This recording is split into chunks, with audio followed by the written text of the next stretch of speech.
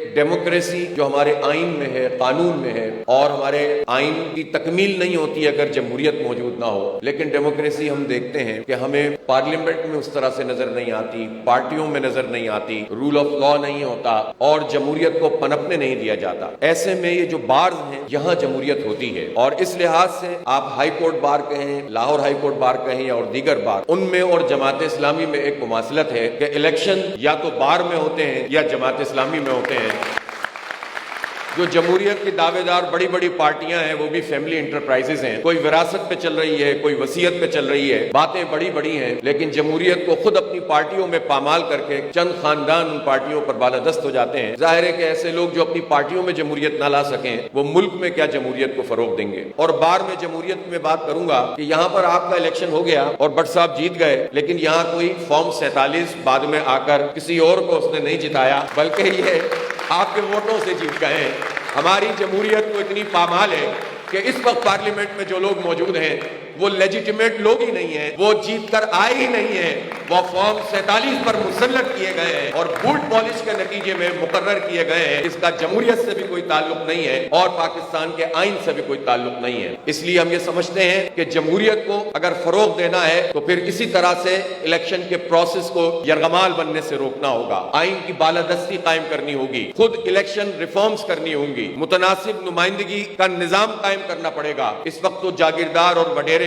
और सरमायादार अपने सरमाए की ताकत से यरगमाल बना लेते हैं। वो दुरुस्त है कि 2024 के इंतखाब में बड़े बड़े इलेक्टेबल्स औंधे मुंह गिर गए हैं और बड़े बड़े ताकतवर मुंह देखते रह गए हैं, लेकिन जाहिर सी बात है कि हमारा सियासी और समाजी ढांचा उन्हीं लोगों पर मुश्तमिल है जो दौलत से और ताकत से इंसानों को यरगमाल बनाते हैं, उन्हें हुकूक से जो है वो उनके हुकूक की पामाली करते हैं।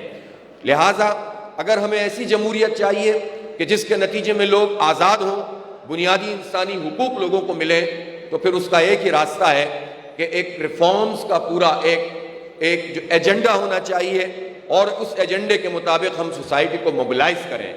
जमहूरियत ज़ाहिर है इसलिए ज़रूरी है कि इसके अलावा हमारे पास कोई ऑप्शन नहीं है, इसलिए कि हम आवाम की हुकूमत आवाम के ज़रिए से आवाम के लिए करना चाहते हैं और यही एक रास्ता है जिसके नतीजे में हालात सुधर सकते हैं। मुतनासिब नुमाइंदगी का फ़ायदा यह है कि एक गोठ में एक आदमी, एक देहाती है, उसको एक पार्टी सही लगती है, उसकी लीडरशिप ठीक लगती है, अगर वो वोट डालता है, वो समझता है कि यहाँ तो जागीरदार है और जागीरदार और इलेक्टेबल है, मेरा वोट तो ज़ाय हो जाएगा, तो या तो वोट डालता नहीं है या जागीरदार से वाबस्ता हो जाता है।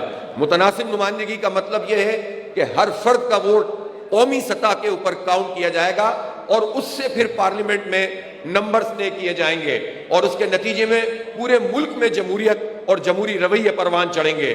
हमारा ये एजेंडा है। बदकिस्मती से पॉलिटिकल पार्टीज चूंकि जागीरदारों और वडेरों पर मुश्तमिल ये पार्टी होती हैं तो वो इस एजेंडे को आगे लेकर चलने के लिए तैयार नहीं होती।